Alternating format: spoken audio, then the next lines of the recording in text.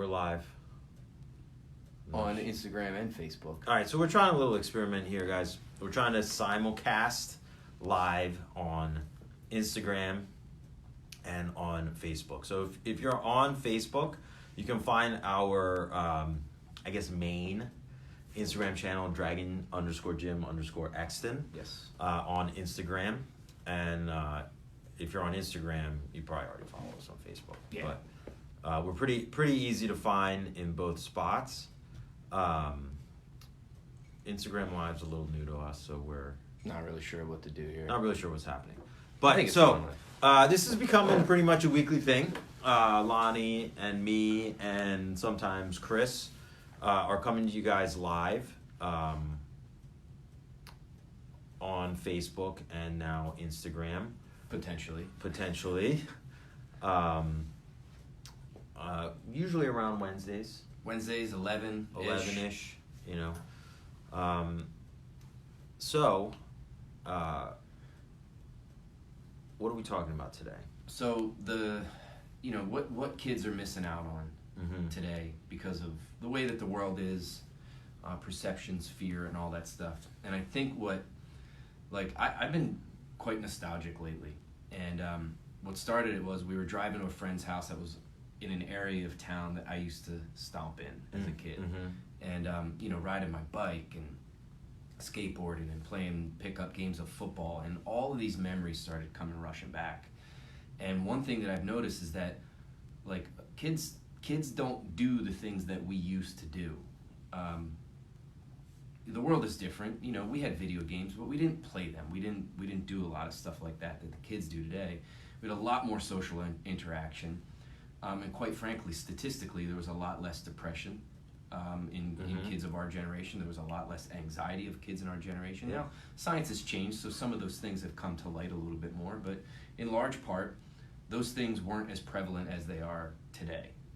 Why is that? What the heck's going on? Well, we're dealing with, I think, two things right now. One is very recent and very acute, so to speak, and that is the sort of shift in schooling and availability of activities for kids.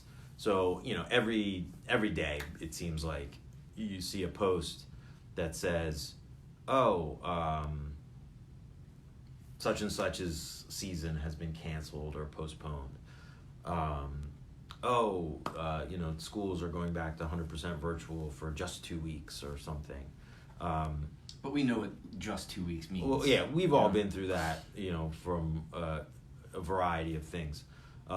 Most of the schools locally here in Chester County are at most doing 2 days in school and 3 days out. A lot of schools are 100% virtual.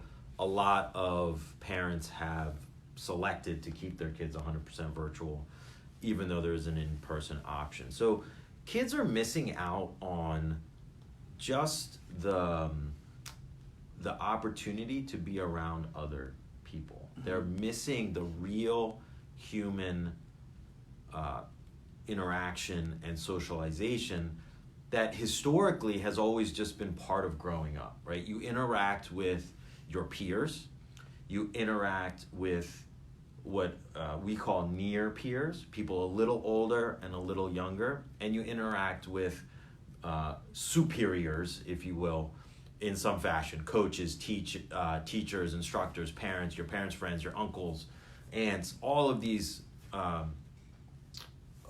mentor type people that you're interacting with throughout your regular life. So now think about it. Okay, you're not going to school, you're not interacting with coaches, you're not doing sports, you're not interacting with coaches, you're not interacting with teachers at school, you're not interacting with older and younger kids. So if you're a kindergartner, you've got 4 grades of older kids to interact with. If you're a third grader, you got some older, some younger, so on and so forth, right? Okay, well, now you're not getting together for the holidays. You're not seeing older cousins, younger cousins, uncles, aunts. So there's a lot of dearth of opportunity to interact in a real human way. And that's very acute to the situation we're in right now. What also is acute to this is one robbing of potential memories and the things that are, you remember, I remember as a kid, our family would all come, and it was like the memories that I have of those years are, they made such an impact on me, and they're still with me to this day, 20, 30 years later. Like, you don't get that anymore. Here's the scary and a little bit sad thing to me is, so we know what they're missing out on because we had the opportunity to experience that ourselves. So we also have some ability, or at least impetus, to reproduce some of those experiences for them because they shaped our life in what we like to think the better because of them. They don't know what they're missing. So is this changing the culture moving forward? Like, is this something... It has dramatic potential to change generationally the community, the society, whatever you want to call it. Because it's okay to not to get together for Thanksgiving, for Christmas, for birthdays, for anniversaries, and now it's just... And listen, we understand why. We understand the fears and the things that are wrapped around this, but it's up to us and our generation, and anybody watching this potentially, to get back, like, the idea is to get back into that nucleus of culture that we had. Right? Yeah, and the analogy that I use and others use all the time is this idea of the light switch, right? Is, when you flip the switch, the lights are either going to turn on or they're going to turn off. And if the switch is in one position, the lights are off, and if they're in the other position, the lights are on. You don't necessarily need to know all the whys and inner workings of how a light switch and electrons are flowing through the copper and all of that stuff, right? It's funny, I was talking to my dad about this, and he goes, actually, when you turn the light on, you're closing the circuit, so you should be saying turn. I'm like, Dad, no one cares about that. The only thing we need to do is to go up and down. Right. So we can get into that debate of the whys of what we're doing and, if it's right or wrong. But it is what it is. Here's the situation. The switch is off and we're missing out on certain things. So we need to be able to turn the switch back on. Correct. in however we can do that. So that's the like acute situation of 2020. But there's a longer term trend that COVID, no COVID, vaccine, no vaccine, shutdown, no shutdown, lockdown, no lockdown, quarantine, no quarantine, is already started, and this trend is not going away, right? It's not going to just disappear. And that trend is the use of technology by younger people. We're using it now to reach people. Mm-hmm. It's good to broadcast. It's good to inform. It's good to gather information. But when, a lot of the times we see what's happening with children in the community because we're so involved with, kids' activities, whether it's us as parents or us as martial arts school owners. Mm-hmm. And we're seeing how this is shaping kids' behaviors. Like, changing children that we've seen from the time that they're 5 years old until the time that they're teenagers. And now a lot of their behavior shift can be directly correlated back to the amount of time that they're spending on these things. Yeah, so we have a lot of research that the age of adoption, meaning adopting use of technology, not the kid being adopted, is getting younger and younger. So, historically, and a lot of that just has to do with availability, right? So we started using cell phones in our I was in my 20s. Early 20s, right? Because it was cost prohibitive. Really wasn't that common, really wasn't that necessary. People still had regular phones. Then people started getting them in high school. Then people started getting them in middle school. And now kids in elementary school are getting cell phones and they're using the internet on a daily basis. Like, when did you start using email, like, regularly, consistently? Late 20s? Late 20s? Yeah. I had an email address in high school, but never really used email until college. Yeah. Right? So late teens, early 20s. Now, the kindergartners that we have in our learning centers, their emails. They have emails and calendars, and they can tell us, oh, sir, I have a call. I have a Zoom call at 12. Like, Great, kid. Good job. And, you know, they know these words like asynchronous and synchronous, and we're in the dictionary like, yep, asynchronous. You're Listen, right. all of us just learned that word this year, Yeah. let's be honest. But the fact is like, you know, I'm having trouble when, you know, when we're doing these learning centers with children, you know, I'm trying to navigate through their iPads, and these kids know how to do this stuff for me. That's cool. It's kind of cool. But what else does it lead to? And what that leads to is... these kids are flying around these iPads, and, you know, to Steve Jobs' credit, like, he's created an extremely intuitive platform. Sure. And others. But we're in a situation where now these kids are on these things by necessity a lot. And they're on them by leisure, recreation, entertainment. Is it addiction? A lot. I don't know. In one sense, yes, because there is a definite behavior loop of action response reward, which is sort of, you know, nicely said, it's a habit loop. Pessimistically, it's an addiction loop, and there's a dopamine response. But it's hard to say. Like, is it an addiction? Like, you might be addicted to alcohol or drugs or something like that. Well, I don't know. So for me, you know, I do this thing where I started a couple weeks ago, and I have a really hard time doing it, which is turning my phone off on Sundays. Mm-hmm. Okay? So you and I had talked about it, and I have not been able to do it for an entire day. And I started using, like we said, my phone, my email, and all that stuff in my late 20s, right? Really started becoming a part of my day in my 30s, and now it's just a thing in my 40s, allegedly. My 40s. We haven't celebrated that yet. But for kids who are adopting these things in elementary school, like, this is now just going to be part of your ethos from now on, right? Is it an acceptable thing to ask parents and kids to turn these things off, considering how connected it makes them to the world around them, how much they're required to do it in school? Like, what something's happening here. So yeah, I mean, there's two things there. Like, is it a physical or psychological addiction? I'm not sure. Is it acceptable? I would go beyond that and say it's necessary to ask your kids to turn these things off. It's necessary for yourself to turn these things off.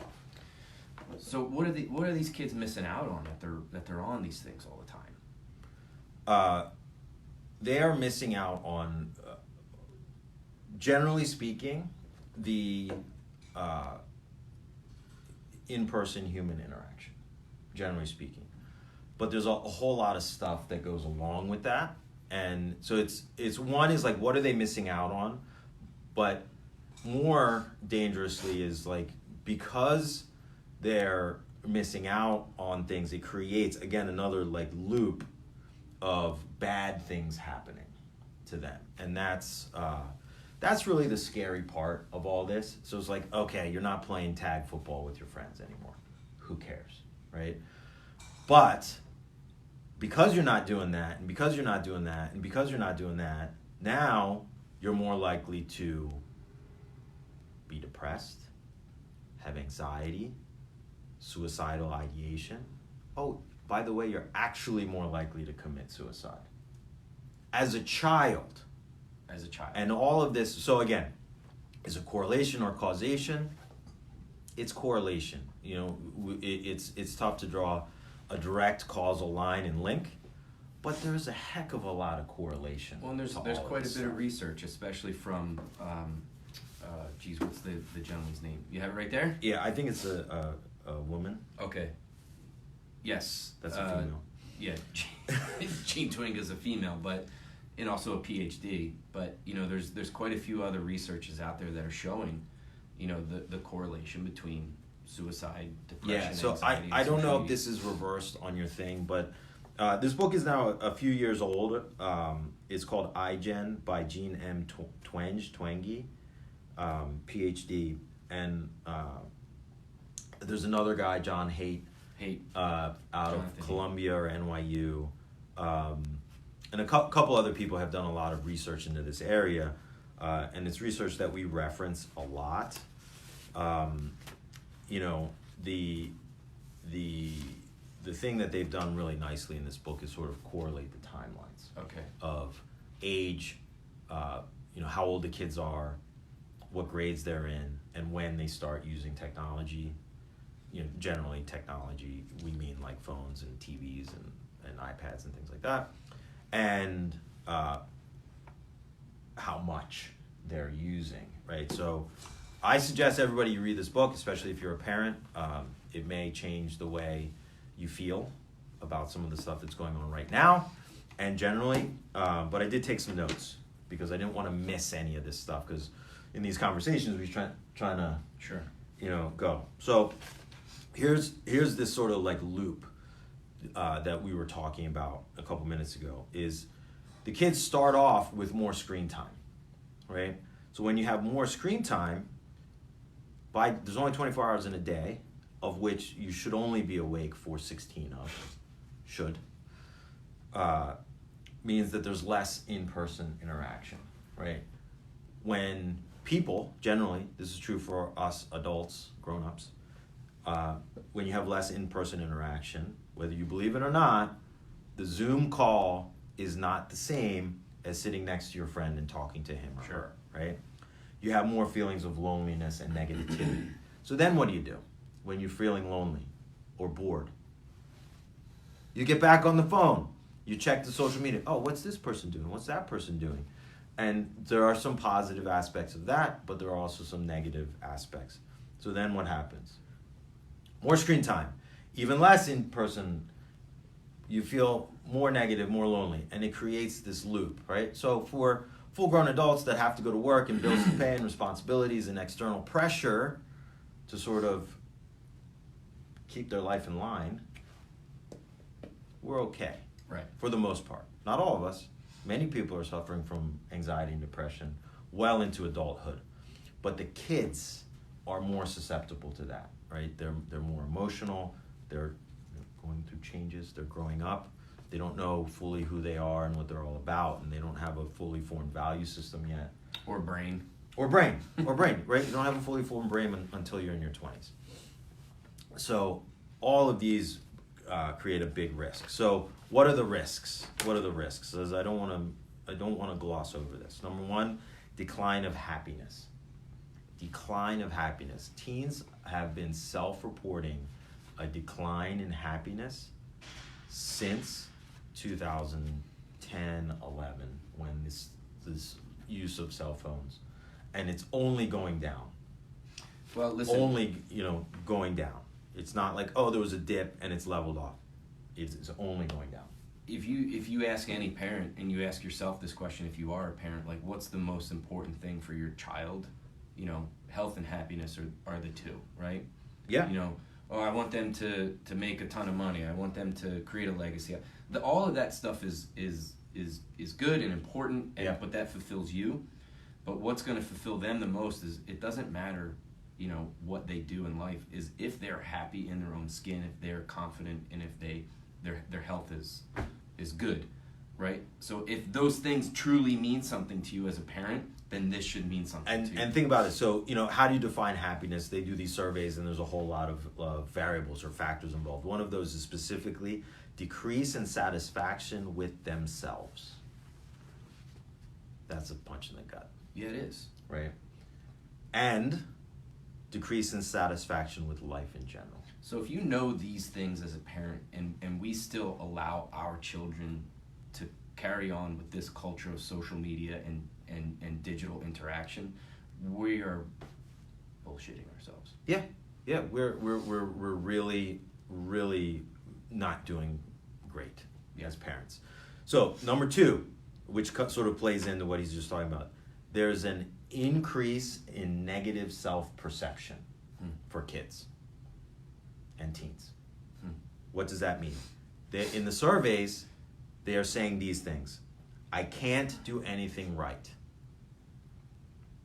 My life is not useful. These are the things they're actually saying. These are the things the kids are saying when surveyed.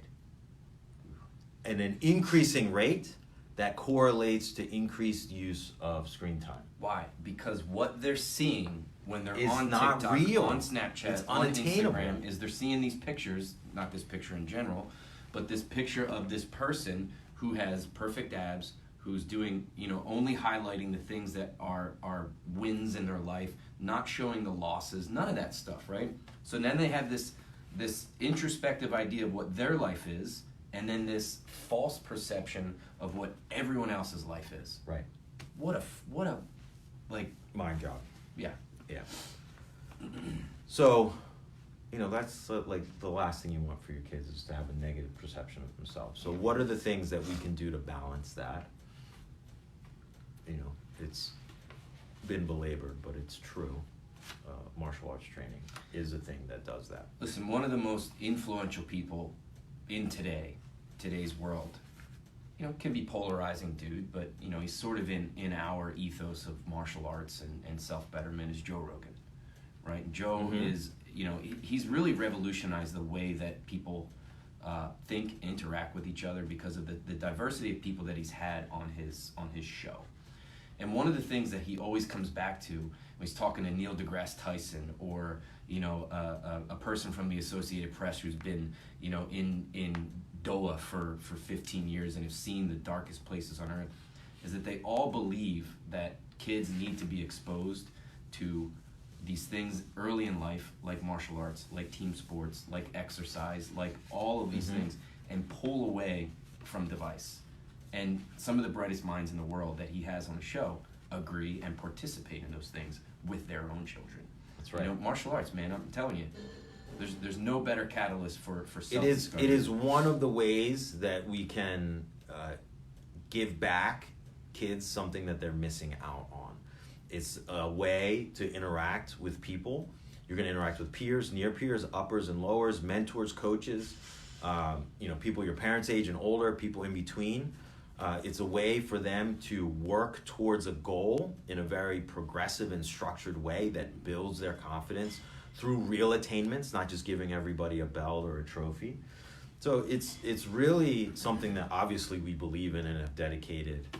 This is a twofer for us. This could be an ad, right? This is a way for us to reach people who might be considered. But listen, this is also something that we firmly believe in, right? And this is something that your child's involved in, that my child's going to be involved in early next year, because this thing to us is non-negotiable. It's non-negotiable, and it's always been non-negotiable to us because, look, you got to build their confidence, you got to build their self-esteem. They have to be physically fit in case, they have to be able to defend themselves, bully situation. It gives them focus and discipline that they help get good grades. All of that stuff is true and has always been true, but in 2020, the threat has increased. And not just in 2020, but it has been increasing since 2010, is that there's something else that's been added to the world that we have to worry about, and it's this pervasive use of cell phones, technology, social media, and the internet that has correlated detrimental effects. And it goes like this, right? It's the decline of happiness, which leads to the negative self-perception, right? Which leads to what? Depression and anxiety. It leads to an increase in depression and anxiety, right? What does that mean? It means they, in some cases, could not function. That's the severity. Not I'm having a sad day. It's that level of clinical depression that you cannot function in children. And yes, anybody 17 and younger is a child. Yes. They are a child. By definition. By definition. By law. And, that's a topic for another day. But let's not forget that. So here's some other points that I want to touch on before we move on to the next thing. An increase in anxiety and depression in children, teens are included in that. Let's remember the increase is at twice the rate in girls than it is for boys, right?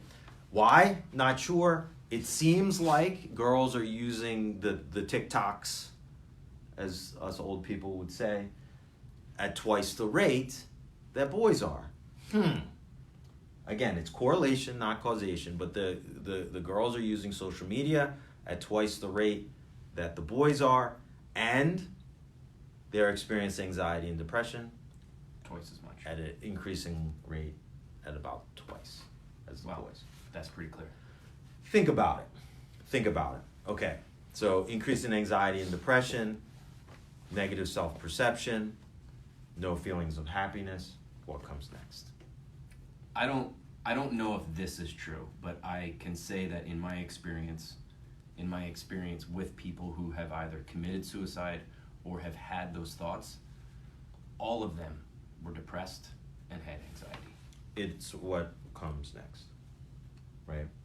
So so this is how should you say it? This is actual suicide, not just thoughts. This is actual Actual carrying out- suicides in children. You allowed to talk about this? I don't know. I don't Yes. know. But so like We should. here's why I'm hesitating. Like I wanted to say like successful suicide attempt, but like it just sounds horrible. But you know what I'm saying, right? So boys has gone up from around 2% to 3.5%. From when? Before this 2011. In my cheat sheet, I didn't write the exact dates. I should Well, have. according to Jonathan Haidt, that's when this started. Is when they started getting that data, which was around 2010, 2011, is when he saw the spike in his research. Went from it was like 2 to 4% or something. You're like, you think, 2 to 4%, like, what's that 2% jump? That doesn't seem like an incredible increase in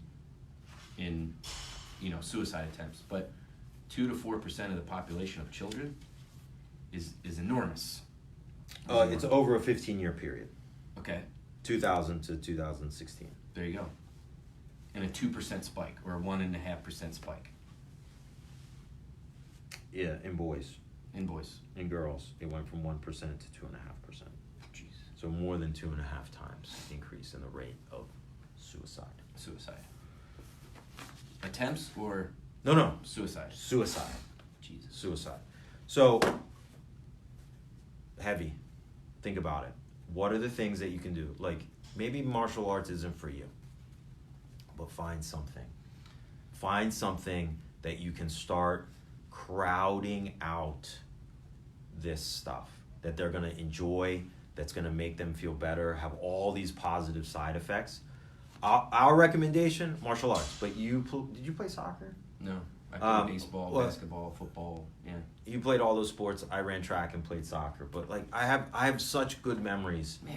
of those. And okay, maybe those aren't options right now either. But get them involved in something physical. Maybe it's swimming. Maybe it's archery. Maybe it's something that it does not involve sitting in front of a TV. So again, remember this loop, this dangerous loop. More screen time leads to less in-person interaction, leads to more loneliness, and then the loneliness goes to lack of happiness, depression, so on and so forth that we already talked about. And it's just a spiral, okay? There is a subset of the CDC. So if you want to go look at this stuff for your own or see different things, it's called the Youth Risk Behavior Surveillance System. It's part of the CDC where they're tracking all of this stuff, right? So 45%, and the trend is increasing, remember that, 45%, so almost half of kids get less than 7 hours of sleep a day. I remember days I used to get like 12 sometimes. Especially if I slept at my grandmom's, I'd get like 12, 15 Yeah. hours. Just let you go. So, It was important to that generation. we're all part of wake up at 4:30 every day crowd and all this. But like kids need 8 hours of sleep or more, probably 10. Yeah. Probably 10, okay?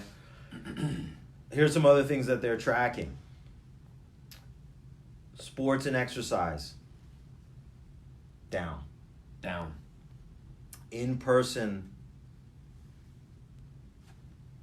interaction, socialization, down. Books, down. Books and magazines, actually. Not like, oh yeah, everybody should read more books. But like, even magazines. Like highlights.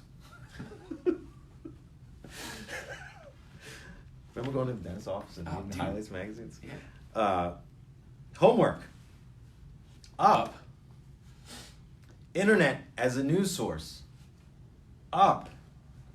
TV Down? up. Really? Up. Okay. TV is still up. And not only is TV up, the 3 or more hours of TV a day is up.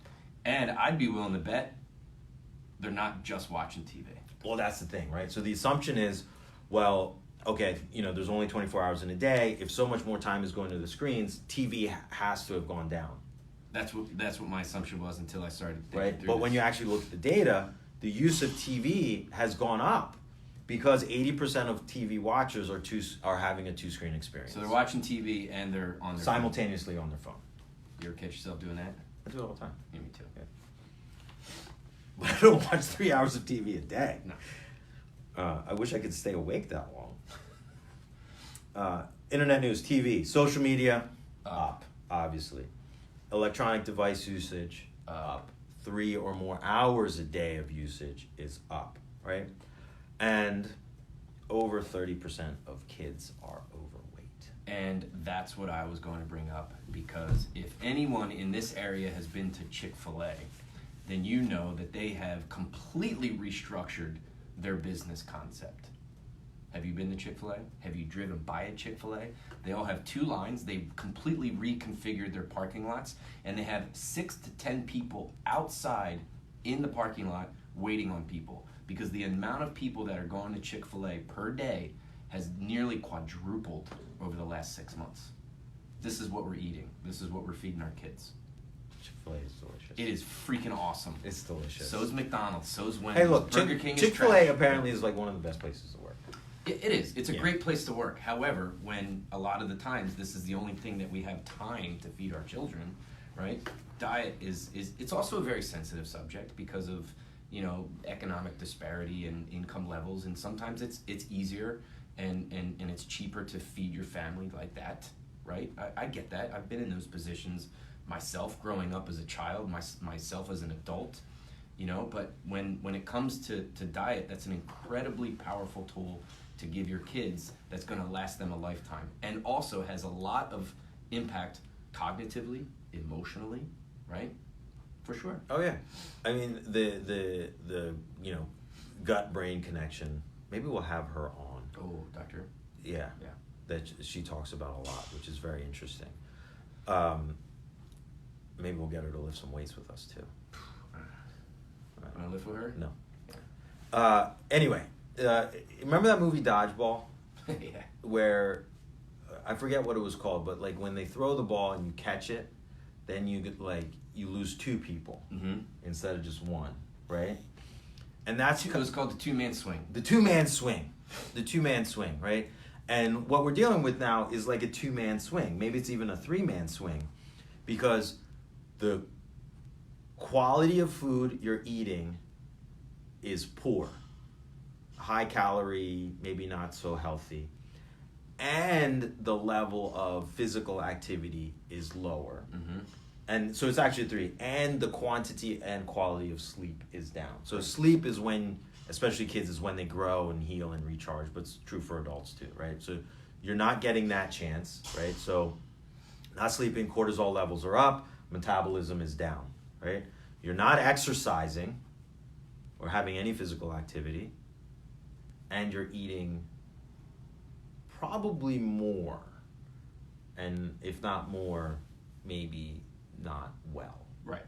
So now it's like a triple 3-man swing against you, in this game. And so for kids, it's 1, we want them to be healthy. You don't want your kids to be overweight. Right. 2, it's the habit of, how developing a healthy lifestyle for childhood and beyond. And 3, kids, the fat kids get made fun of, rightly or wrongly, right? Whether it's open, but then also now you have this comparison where they're going to go on social media and be like, oh, this woman is so beautiful, or this man is so ripped, or whatever, and then they themselves are now going to have worse feelings, right? So, it pays to be healthy.